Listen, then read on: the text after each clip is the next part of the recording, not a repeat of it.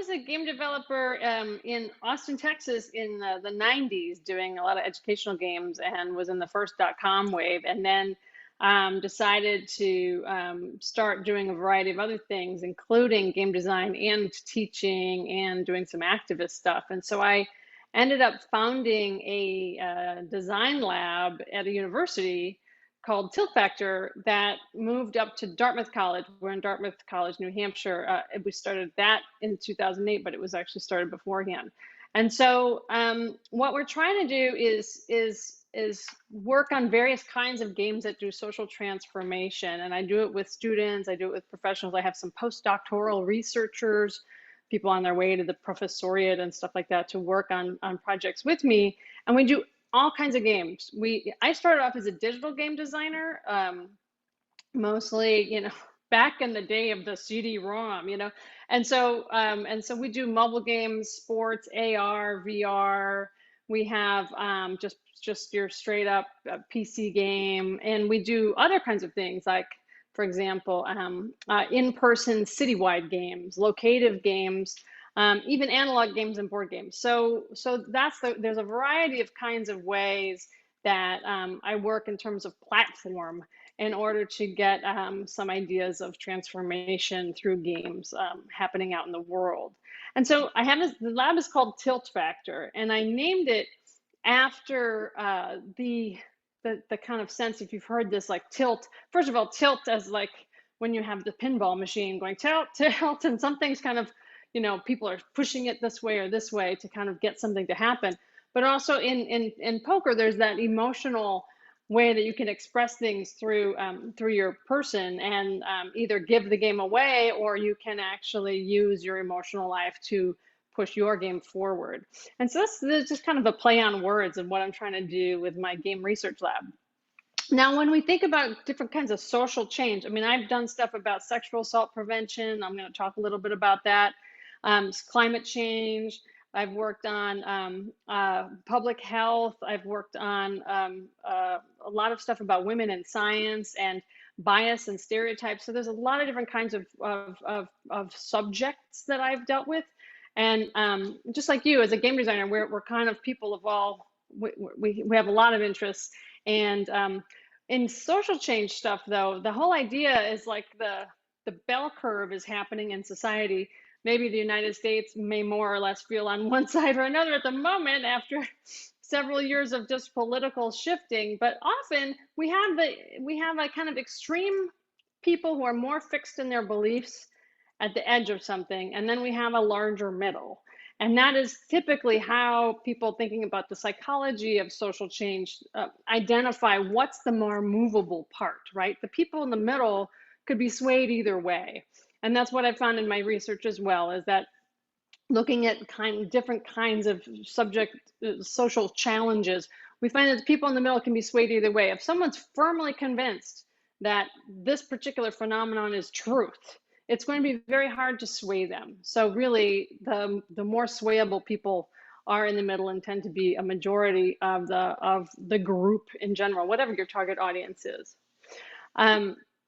So I have these words here. These are the kinds of things that we've worked on over a number of years. I created this philosophy with my team called embedded design. And it's weaving messages artfully in a non-obvious way into games. And we have several techniques on how to do that. So be prepared, just caveat here. The games that I'm going to show you today are probably not looking like the game topic we're trying to transform. And that's part of the method. And so what you see here, you might not believe works, actually, and that's why I'm going to share with you data and lots of ways we've figured out, wow, that's non-obvious and that's not intuitive. And as a game designer, you might not think that would work, but from a psychology perspective, ho-ho, how interesting, something works. And I'm going to talk about 4 different tilt factors in this talk to you today. So the first one is this notion of the power of fiction. Now, we all know that we react to things that, when we're told what to do. So for example, if you're talking to a teenager and the teenager's feeling like being bad, and the teenager throws some trash in the ground, and you're like, look, don't do that, don't throw trash in the ground. You ever see that moment where the person turns around and someone will throw it again? Just to throw it, you know. Even it's like being bad. It's like there's a little rebel everywhere inside of us, even if someone doesn't identify as a rebel. So there's this funny thing about getting around this idea of reactance, being told, you know, and this is why a lot of educational games have had such a short lifespan, right? Is that people feel like they're being told what to learn or told what to think. And the game itself, a game is inherently about choices that are meaningful. And if a game doesn't allow you a meaningful choice around a particular issue, then you're being dictated to, not played with. So that is one of the key problems about game design for social change, is this idea that a lot of stuff causes psychological reactance. So how do we get around that is an interesting question. So I want to talk to you, weirdly, it was almost exactly a decade ago, from the beginning of the pandemic, that we created a game that was about the spread of disease. The game is called Pox Save the People, and we made it a decade ago with New Hampshire health officials, because people weren't getting vaccinated at a rate that was adequate just for regular vaccinations, not even COVID, obviously. So the public health officials came to us and said, look, we can do another flyer on getting vaccinated. We could, you know, talk to people about the facts, but nothing's changing people's minds. So could you make some kind of game that would convince people to get vaccinated? I'm like, convince people? I don't know, but maybe we could shift some minds and opinions. So we made this game, Pox, and as you see, it's not, if it's convincing in anything, it's not text about get vaccinated. The system itself comes out with the logic where disease is spreading throughout the board, and you have only certain choices. The yellow spots on here are people who can't get vaccinated, such as the elderly, very elderly people, or certain children, babies can't always get the same vaccines that adults can have. So there are these vulnerable populations built in anyway. And so we made that, and then we had a board game version of this, a digital game version of this on an iPad, and then we made this zombie version, in part because we were approached by a board game publisher and said, well, we like this game, but it should be kind of more, you know, scarier or something. So maybe you could make it about zombies. And we laughed. And then I thought, well, why don't we just make a zombie version? Well, what we did after that, we had these 3 versions, and we decided to run a study.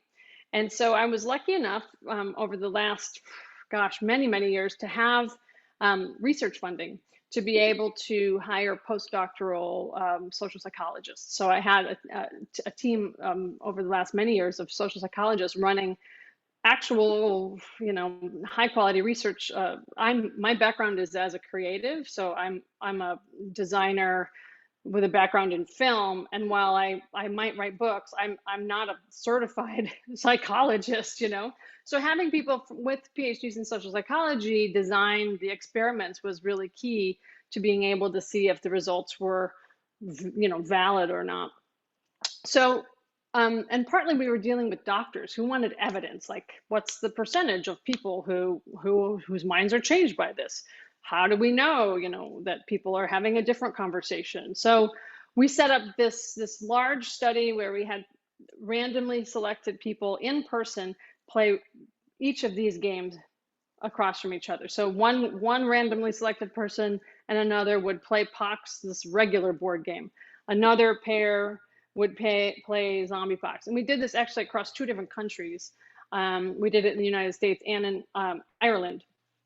And we recorded every single conversation with everyone's permission. We record so we could do conversational analysis. We recorded every single move. Actually, we stacked the decks in all of them, into literal decks and digital decks, so that the same kinds of questions would come up, you know, the same kind of prompts would come up in order, so that we could compare the data. So all the opportunities for the players were the same across. across platforms. And it was really interesting that we found that when we analyzed how much people were talking, how often they won and they lost, um, what kinds of topics they were coming to talk about during the gameplay, and how they actually valued public health funding and vaccination afterwards in a measure. It's really surprising that the zombie version was the most effective at all of these things, and the least effective was the digital game.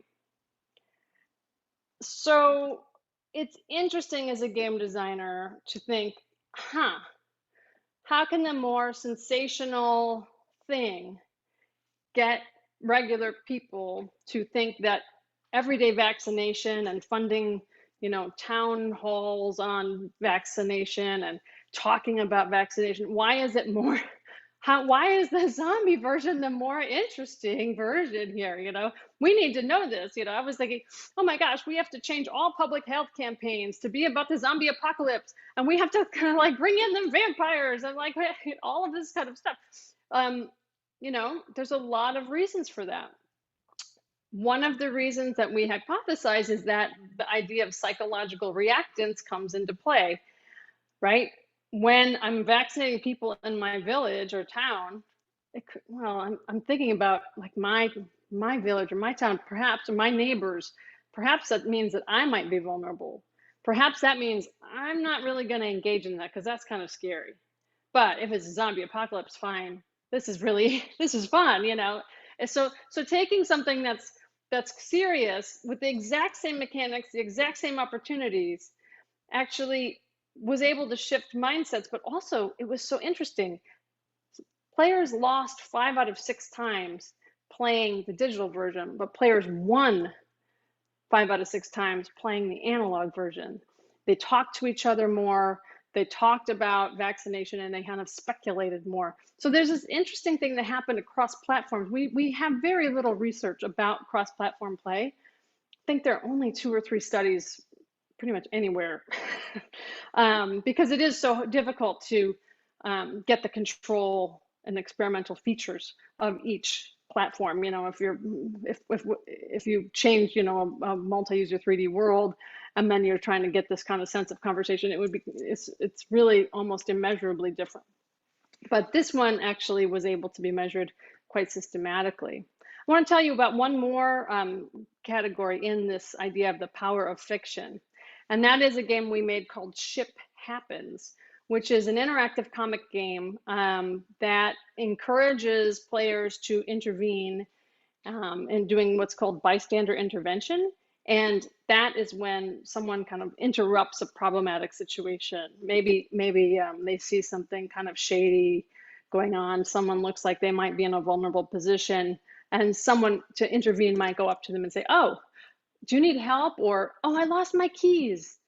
Can someone help me find my keys?" Or, "My car is broken," or somehow just distracting the situation from possible progress, right? So that's bystander intervention. So what we did this game, and for incoming college students as almost like an orientation. There's lots of training that students have to do now, just like there are trainings in the workplace. Anti-drinking campaigns, and how to be a good student, and also then, of course, sexual assault prevention. And again, there is that notion of psychological reactance. This doesn't pertain to me. Here I am being told what to think. I know I don't already do that. This is messed up. So to get around that kind of sense of psychological reactance, to see if we could actually get people thinking about bystander intervention just as a principle, we made this sci-fi comic space kind of game where 2 college students go on spring break to an alien planet, and they end up going to parties on this alien planet, but they went to a sporting event, and it's all very strange because it's aliens, and it's kind of absurd in a way. But in the middle of the narrative, there are some moments. So for example, our character here is listening to this person with the larger ears that is on the screen is a person who, or an alien who works at a corner store, and talking about like relationship violence. And so there's this moment where they exchange contact information so that the player, under the guise of our main character, can help that person. So it's in a fictionalized universe, right, where it's not so directed at each individual, and instead wrapped up in a fictional universe. Here's some more screens from that. So yeah, can you do college orientations, this fiction, with this level of fiction? We were working with the University of New Hampshire researchers on this, and we found that yes, indeed, it's really interesting. We did a longitudinal study of incoming freshmen along with this game. And this game is a little prototype called Mindflock, which is a same room multi-device mobile trivia game. It's like Trivia Crack, except you share questions across the room with your friends. And you kind of have teams and you work together to solve problems. Now, occasionally, some of the questions in Mindflock are about kind of sexual assault or relationship violence, but done in a way that's about pop culture or someone taking a stand or someone speaking out. So there's this, it's distance. It's not preachy in any way.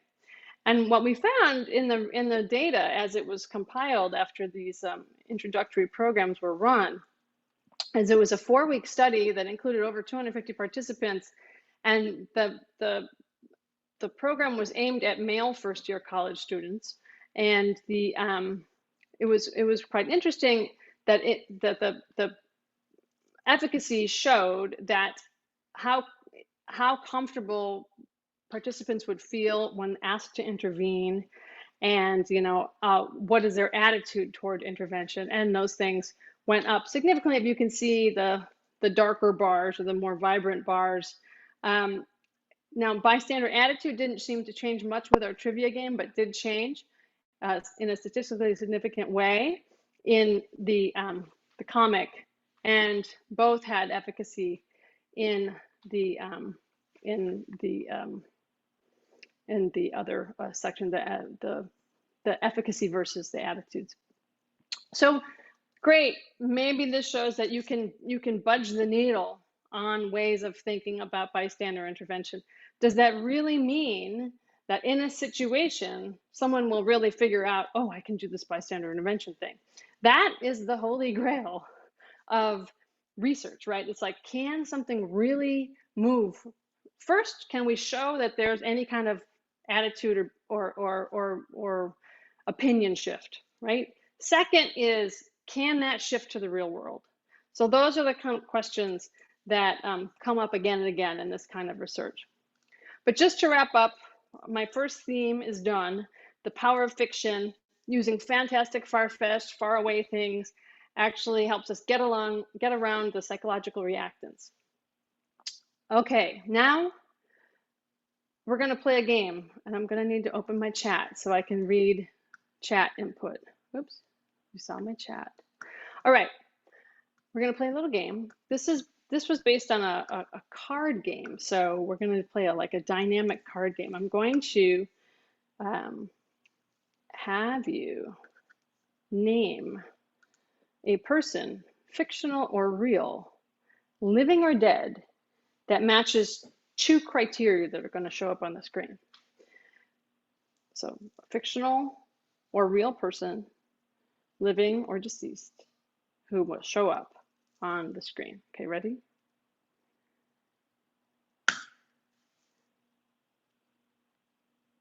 Male wizard.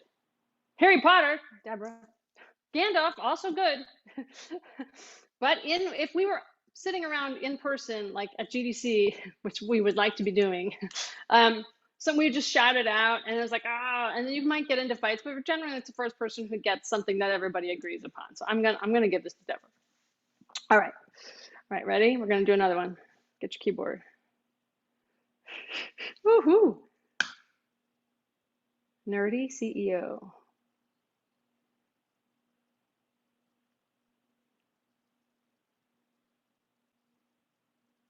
I'm waiting. Michael from the office, Mark Benioff. Wow, there's some good ones. Often people say Bill Gates, but maybe because he's been in the news lately, he's lost his nerd factor.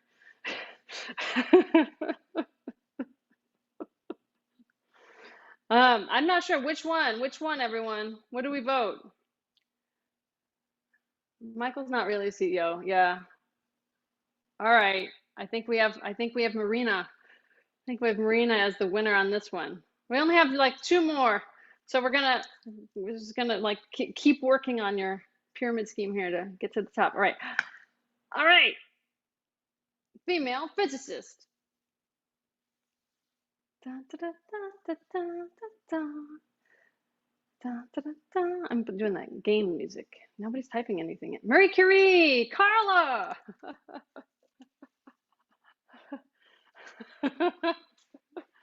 Yes, Lee Wan. Yes, Rosamund Pike. Is this a Marie Curie movie? I don't know this. I'm so like not watching enough things. Yeah. Yes. Great. We got it. We got one. Okay, one more. Now, once we say Marie Curie or we say Harry Potter, that's out. You can't name that again. So if another female like chemist or something comes up, think hard. Okay, Iranian economist.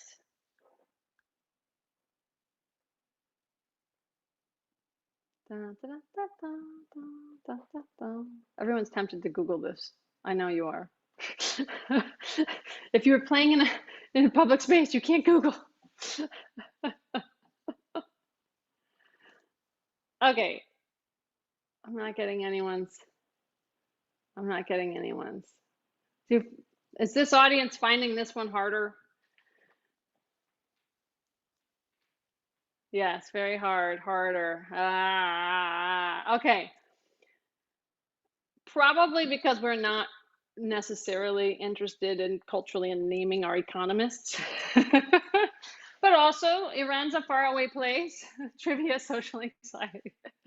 But Iran is a faraway place, but it does show you, there are categories of combinations of things that we might not, at least I'm in the United States context, you might be in a different context, but maybe we don't know much about, a particular part of the world, a particular profession, or a particular group of people. So, interesting. So this is this game called Buffalo. Buffalo is played in all kinds of situations. And with this one, I wanted to share with you the power of the counter stereotype, that kind of interruption that we all just had about, no one's naming this particular company. I'm not really getting it. And this game has been popular for years in a lot of different workplaces, interestingly, and trying to really understand, well, what is it about this game that's working? We developed this game as part of a women in science initiative, actually. And at first, the game was like, wow, name a woman engineer, name a male chemist. And this was the world's worst game. It's like the world's worst, like when you have, like, you don't know what to do and you make the world's worst prototype. It was that. It was that. To start off as that. And it evolved into a pretty interesting game that's super simple to play. And there's a couple extra steps. Like if people don't know the answer to that, then you might get this buffalo card that's on there. That's a wild card, and that lets you kind of pick and choose different cards to answer, so you could recombo them. So that if you're stuck on a pair, it's just not lost. You can kind of reconfigure it and you might come up with an Iranian poet or something like that, and then be able to kind of use those cards in other combinations. So we developed this game and studied it with the intent of looking at the ways in which bias functions. And we found some interesting stuff. So we use these two measures that are used to measure things like discrimination, right? With social science and psychologists, right? So So we have these kind of psychological measures to understand various ways of seeing ourselves and others, whatever those social categories might be. And so we use these two measures. One is like social identity, and one is universal orientation scale. And these are vetted and used in a lot of prior studies the measures that we're using. And playing a control condition, a different game, I think it was apples to apples or something like that, and playing our game condition showed a large shift. And so then we have to ask, well, why is that? And when we say increasing these scores, it means that the way the participant was thinking kind of diversified more greatly. So for example, if I said to you, oh yes, I'm a New York artist, you know, stereotypical thinking, which would be low social identity, would be like, oh, they live in Brooklyn and they ride a hipster bike and they, you know, they have craft beer parties or something. Versus a higher social identity complexity would be, oh, maybe they're an opera singer also in their spare time. Maybe they like, you know, flower arranging and various kinds of music. So having a kind of more surprising and larger variety of the way people conceptualize each other is the higher social identity complexity. So this is really interesting. It means that we might be able to take games and by these kinds of combinations, and what's happening in Buffalo, it's like twofold. Some of you talked about this like like the trivia anxiety of like, oh, I should have known that. Why did I know that? I better go look that up. So that's kind of conscious, right? That's like a conscious way of addressing that challenge. But an unconscious thing is happening too, perhaps. We haven't worked with neuroscientists to prove this, but there is this idea, and a lot of people talk about this in the habit forming literature, where if you just start doing or thinking something in a different way, it actually kind of creates like a different pathway in your mind. And just thinking about a combination can actually prompt a disruption in habitual patterns. So just these little disruptions and like, you know, that alone might actually help break up or at least reroute temporarily stereotypes. So again, do we know how long this kind of effect might last? Well, it's an interesting question. If people play a game a lot and you're having your kind of assumptions challenged a lot, perhaps it is a really kind of a long-term intervention. And so that if a game designer can make something that people want to play that actually is that prosocial, then that seems to be for games and social change, like that's what we want, right? We don't want to make something horrible that's telling people what to do. We want to make something that celebrates ideals and is awesome to play. And so that is what we try to do. We try to come up with ways in which we can get around certain kinds of reactants. The first one was the power of fiction. And the second one is this counter stereotype or surprise aha moment, that sense of rewiring. I want to just mention this other VR project that we have going on.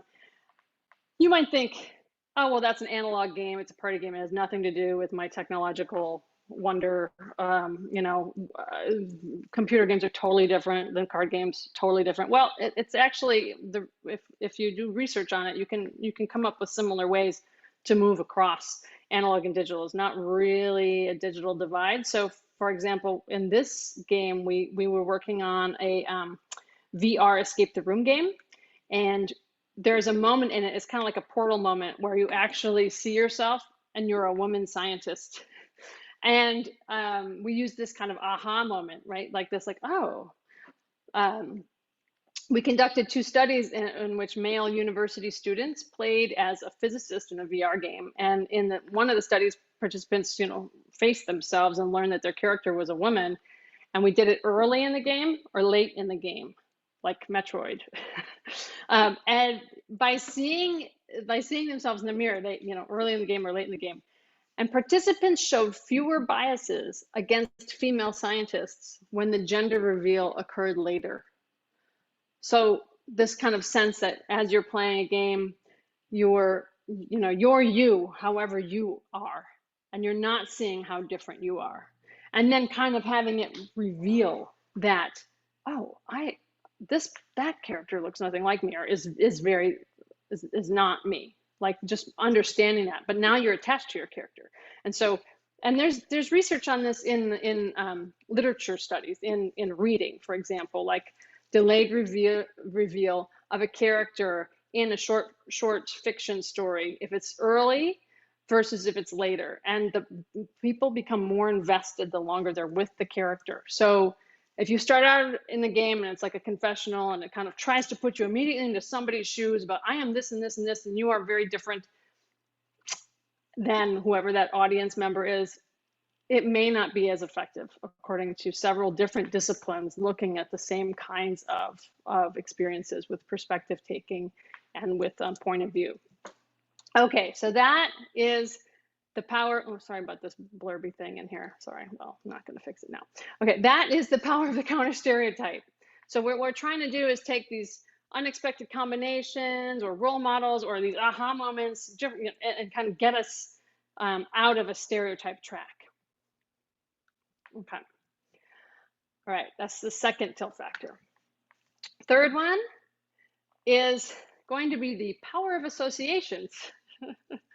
Okay, so in a similar camp, we were working with climate scientists to create sustainability behaviors, and we decided to hack a popular game. Many of you may know this game, with subtle climate content. And so what we did is we did an experiment in which we had about 160 people playing one or two versions of this game. One with climate-related content mixed in, such as, and when I say climate-related content, very, very vaguely climate-related. So for example, the energy source of the future, and that card says the tears of penguins drowning in the Arctic. Okay, so this is, Cards Against Humanity, dark humor, obviously. But one version had stuff related to climate, Arctic stuff, and one did not. One was just kind of just being bad in general, okay? And what we did, and this is the most relevant project to your task right now.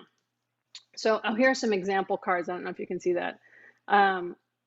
Yeah, the energy source of the future with the penguins, or various kinds of random things that one might make. This, I think, is available. I think we did do a print on demand thing, and we distribute this. I feel like we do, but anyway. So there are two versions of this arrested, and each game set contained 118 white answer cards, but in the climate change set, 41 of the 118 were climate related. So it's 35% of the content was climate related. So you would think, oh, that's not very much, 35%. So you playing this game, you do not notice. You pick this up, you do not say, oh, this is a climate change related game.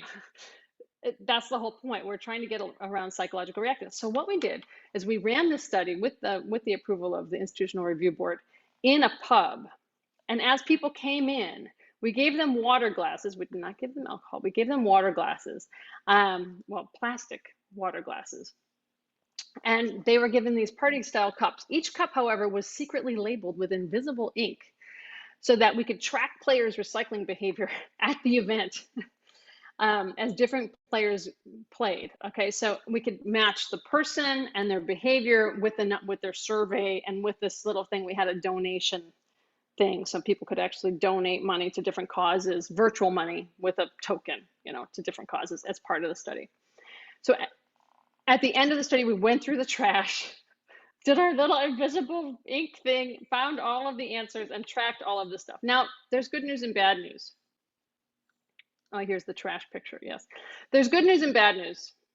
I mean, pretty much for people interested in climate change, overall, it's just kind of disheartening bad news.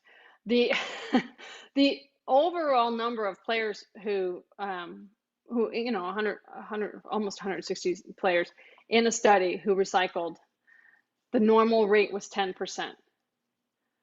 And you saw these bins were very largely labeled. This is a large, it is hard. This is right on their way out. You couldn't get around this. It wasn't like in the corner. Like, this was a particularly planned situation, okay? The good news is the people who played the Cards Against Humanity content slightly altered actually their behavior changed, not their attitude changed, but their behavior changed. And in fact, their act of actually recycling was over 30%. So 10% to 30% is pretty good considering we had nothing beforehand. So this is really helpful for you all in thinking about the power of associations. What are some ways in which people come bringing kind of ideas together? There's also this notion of the guilt and shame stuff, which is interesting. Like there's something about Cards Against Humanity. This is a very weird question. Is there something about Cards Against Humanity that that somehow might invoke guilt or shame, and then people wanted to recycle more just because they felt dirty about everything else? These are all good questions. Again, there's no magic wand to say, we exactly know why, but there are strategies, and the strategies can lead to results. The final tilt factor, I guess I'm gonna give you is just we've invented a role-playing sport. We were asked to, this group who collects a lot of data on US national public health data, asked us to make a gamification of all of this public health data, kind of like The Sims meets public health. And obviously, that's not so easy to do without a huge budget, and really, who wants to play this? But what we did instead is we made this role-playing sport where you get a wallet of your identity, and you actually have to go and run around. You compete with other players, and you have to go to an emergency room if you don't have insurance. If you have insurance, that models the US healthcare system and models different venues' quality of healthcare and cost and stuff like this. So we actually run this all over the place at different seminars internationally, and various participants were randomly assigned to experience the game as active players or as passive spectators. And this is interesting from esports and also from a Twitch community thing.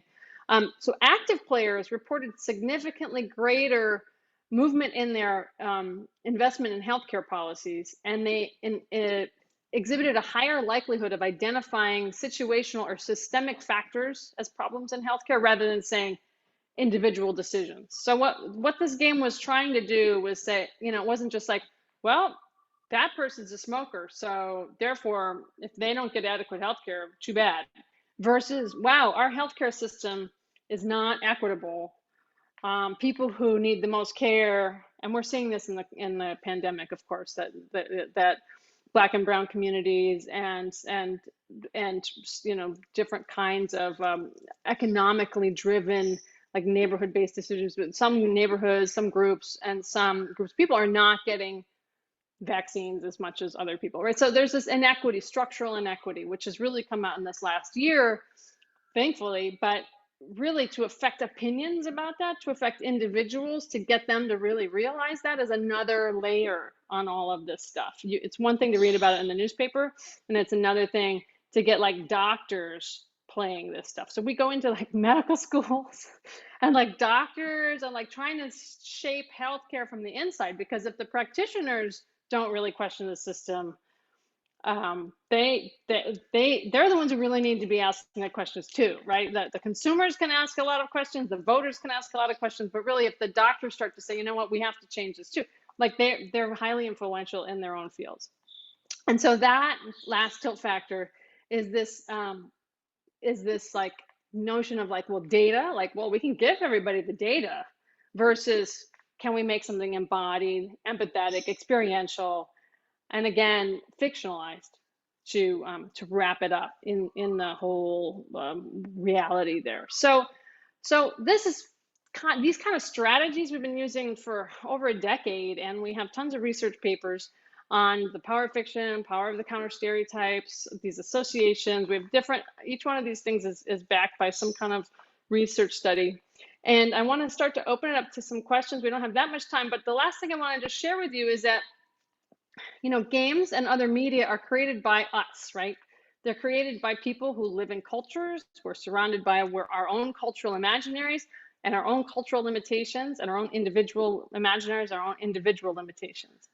And games carry meaning whether we say they are or not, whether we claim it or not, they're carrying meaning. So whether we distinctly say we're making a game for climate change or we say we're just making a game, that still has an agenda. We're not like, neutral things. So it's important to think about that. Like, sometimes it feels like, oh, well, that game, we're making a game now that has some kind of point. But this one, I'm just making a game for fun to engage players. Oh, now I have to make a point with my game. Well, actually, your other game was making a point too. So whether you intend them or not, we do have messages built into our game. So what I'm trying to do is like help us get some perspective to start to look at it and maybe measure what we are actually doing. And with that, I want to thank you and open up for questions. And I did see Carla here too. Thank you, Carla, for the invite as well. So thanks everybody, and please let me know what you got. Thank you so much, Mary. That was incredible and a lot of fun. You've managed to help us learn through play. Woohoo! Yeah. No, really, really great. I'll wait for other people to ask questions. Otherwise, I do have some. I'm going to beat you, Deb. I have some too. Mary, first of all, thank you. That was really great. That was really thought-provoking. I come from the world of climate change adaptation and mitigation science and policy, where for the last couple of years, the end-all be-all solution is, oh, let's make games and then it'll be really educational and amazing and we'll change everyone's minds, right? And that's clearly not working. And now the conversation is a lot around narrative and the kinds of narrative that are more effective. Is it the scare the bejesus out of everyone doomsday narrative, or is it a more positive narrative where people have a sense of efficacy and something to work towards? And I'm wondering if in your research you've looked at that work around the type of story you're telling and what motivates people, terror and misery, or utopian visions. Yeah, that's a great question, Marina. I'm not an expert in the narrative space, although we did do a lot of research with narrative. We actually we did several studies of first person and third person, whether something is real versus whether something is an eyewitness account, or like someone's writing as a journalist versus someone's writing, like we identified this is a work of fiction, this is a first person account from somebody. So it's like fact and fiction.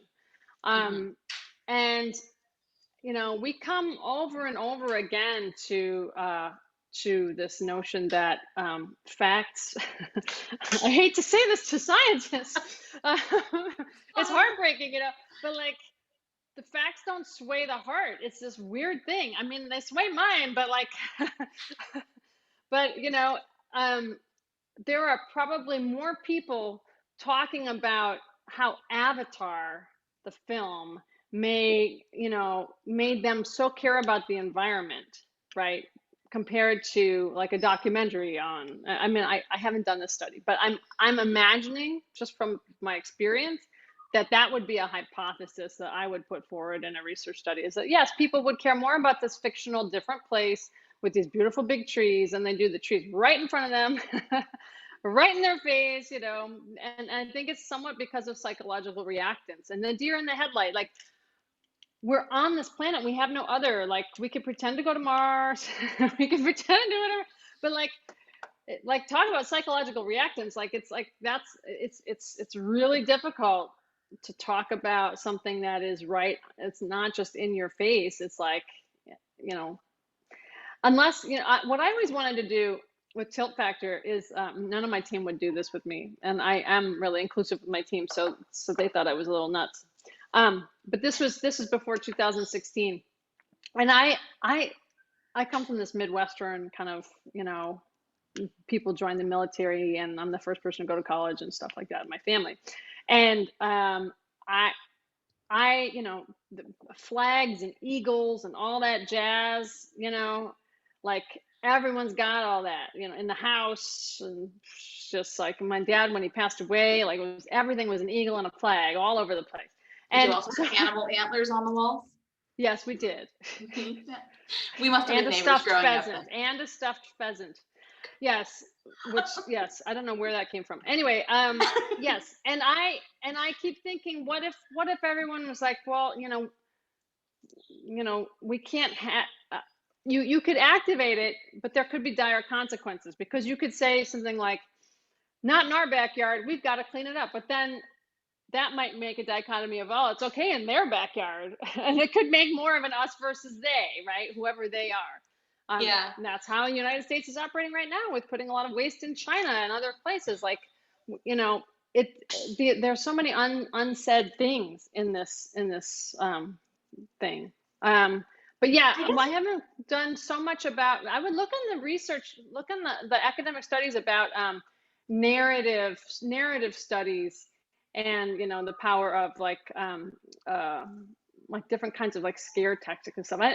There's a few people I could point out, but I have to look them up to remember their names, because I'm Yeah, I'll follow up then, because when you talked about the reactants, it made me think about communications theory, which is often around like not just what's your message, but who's your messenger, right? And so the importance of that probably plays into the reactants. So yeah, I'll know yeah. you. Reactance happens through a lot of different ways, and it's really interesting. Yeah. Thank you. Yeah. I see Trevin and Carla both have their hands up. And speaking of some of those things, Trevin's talk touched on some of the things actually that will like turn people off, and the idea of scare tactics. So I would also recommend watching his talk. Trevin, what did you want to say? Oh, now you can hear me. Thank you so much. Yeah. Mary, hi. first I want to say, yeah, thank you. This was incredible and incredibly interesting. And thank you for sharing all of this with us. My question is about, you started today talking about how you were giving us these tilt factors that maybe were approaches that aren't intuitive, aren't like obvious on the face of it, but then you went and you designed games around these approaches and you validated them, which is incredibly exciting. My question, I guess, is, was there a notable example of the reverse happening, where you were really excited about an approach and you designed, and then you went to go validate, and then it didn't work out? Yes, we have a paper called Failed Games on our website, tiltfactor.org. Yes, I'm all into talking about the failure too, which is totally not so cool depending on who you're talking to. But like, everyone likes to rah-rah about this stuff. But like, seriously, you could totally go awry. And we had this game where we were trying to like teach spatial reasoning, because that's one of the things about gender and science. Like, people think that because the hypothesis is because boys' toys are so spatial and girls' toys are so non-spatial, which is very odd, because anyway, that's another kind of weird assumption. But whatever, that boys have more practice in spatial stuff and girls need more practice in spatial stuff, and so therefore girls and boys will have equal measures on this stuff once they have the same tools and toys. So we developed this game where it's like this block game, and you put together narratives in the cityscape. And you had this like little card. The game since has appeared, I could say, has been borrowed by a commercial game company that we did not create that one, but we created an early one, and we showed it around a lot of different places until we did a pilot study, because this game was going really well. And then we did a pilot study, and it seemed to not improve spatial reasoning. And in fact, with girls, it seemed to lower their spatial reasoning. And we're like, wow, that causes harm, actually. I mean, not harm in a way that like you would say medical harm, but like it was harm. That was not our point. We killed that game. So yeah, so there were several ones of that, not just in our lab. There's a great paper from a woman at Yale who writes about the game Spent, which is a game about putting, stepping into the shoes of someone who's living on the poverty line, which is a really great game. And it's very simple. Because it's just all done in text, but it's made by a ministry to kind of get people to be aware of like how close everyone is in the United States anyway to living near the baseline of homelessness, like how many paychecks away, right? And in fact, that game had some interesting research results. It made players more empathetic towards homelessness, but it also seemed to impart this notion that poverty is personally controllable, that the fault of poverty is a person. And that is an interesting thing that hasn't really been fully I mean, there's only a few studies in this stuff, like real data studies. Right. And that study is amazing. It was done by a graduate student at the time. But if games themselves contribute an underlying message that situations are personally controllable, because games are about personal agency and choice, Right. then that's an interesting question on how to do a climate change game, because the only perspective, or one of the few perspectives you could take, is something where it's personally controllable, like I'm going to control the amount of waste in this household, or I'm going to control, because if it's systemic scale stuff, like what does that mean about personal control? So anyway, that's just one study out of many. We can't judge the whole field and judge a set of No, media. of course. But it's fascinating. It's fascinating. So I would recommend that paper if you just Thank you so Yale's much. study spent. It's just fascinating to learn from both the successes and also from the failed approaches, to learn from it all. Totally. I mean, that's the only reason we've come up with this theory in the first place, is because we failed. We had to do it better. Right. I think for Buffalo, for example, in that era, there was something like 13 different prototypes, and we did pilots on probably 5 or 6. So so definitely, who has time to do that in a commercial setting? I don't know, but like, yeah. Okay, Carla thank you. Also had her hand up. Thank you. Thanks so much, Mary. This has been, as echoing everybody else, really, really insightful. My question is quite broad, but I guess, since the pandemic and the resurgence of social justice movements in the last year, we're seeing a lot of content creators being galvanized to make more content and games specifically that share these allegorical narratives and are raising awareness about these topics. But at the same time, then there's backlash from specific groups that don't appreciate things being politicized, right? Why should games have politics embedded in them? And so my question is around whether you've actually been able to reach that end of the bell curve that you showed, right? The ones that aren't as malleable, and actually gotten them to sway their opinion on something. That's kind of broad, but no, it's an interesting question. Like, and a lot of people are talking about even just how do you alter extremism, right? Like, how do you alter extremism when it's already extreme? I mean, and then other people are like, QAnon is a perfect game. It's a perfect ARG. So there's that. So there's a couple of people talking about that. We haven't gone towards like, okay, we're going to make a sexual assault bystander intervention game only with perpetrators, because first of all, we have to identify them. I don't know, like there's a lot of layers about who would be targeted, right? How are we defining who would be targeted? So I think it's really hard to define that. I would say that there are some other things from different studies that I could share that, for example, we did this one study where we had a game that was about time traveling scientists. And at first we had them all female scientists from all ages. We had them all women scientists from different, all around the world, different time periods, including like, ancient China and, like to today. And then we did a study where only half of the characters, we actually did like 60%, 50%, we changed the percentage of how many of the characters were female characters. And at 50%, we got the most impact. When we had all female characters, not only did the male players not buy it, but the female players didn't buy it. The female players, and again, this was like 4 years ago, so maybe some of that would change, but some of this could be deep-rooted psychological stuff and not just social stuff. There was a reactance to, well, that wouldn't happen in real life.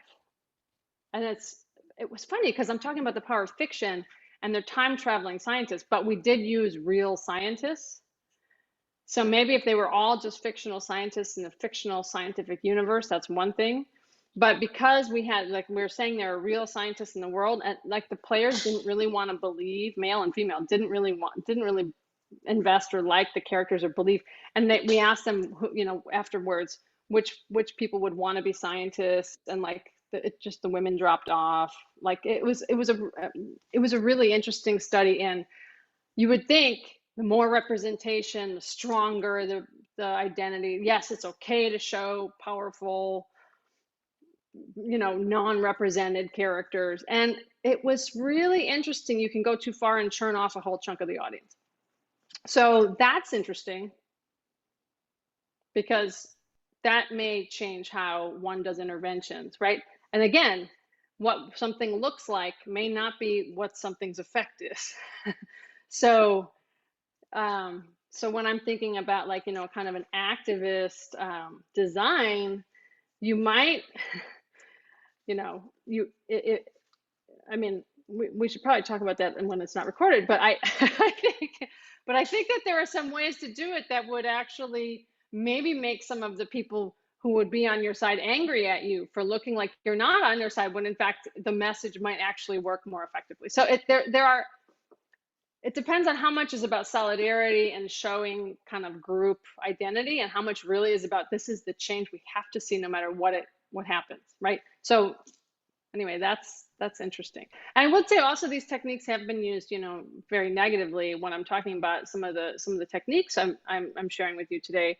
I mean, I've been called all kinds of things in certain situations because someone might say, oh, well, that's propaganda. Oh, well, you're just doing mind control, and again, I would say that all designers are making statements with their work. All makers make something with a perspective. So it's good to just be responsible, take responsibility for what perspective you're putting into your stuff.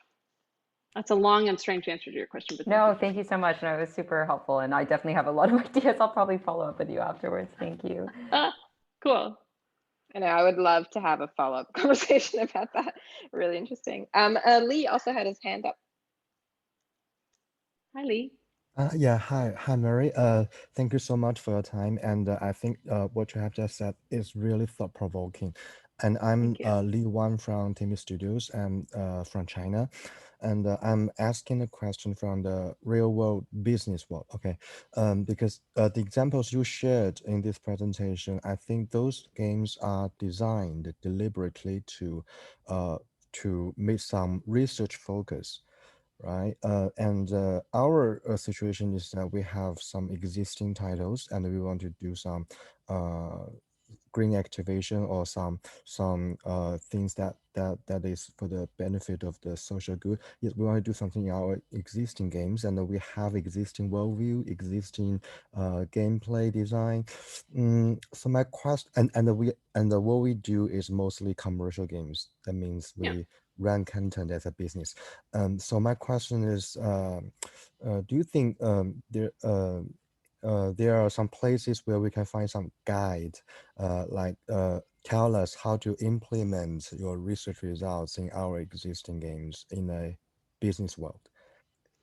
Yeah, I think that, thank you, Lee. That's a great question. I mean, the stuff that we've made in part because the game industry in the US has not been very open to tweaking some of the content. So for example, during the Obama administration, I was on a panel of a bunch of game design professors and game related researchers with the Obama administration to talk about ways in which academics could partner with industry to change things. So for example, just tweaking the dialogue in World of Warcraft and changing who's included in the dialogue, could just even changing text to be slightly different or slightly include a different perspective might be all that you need.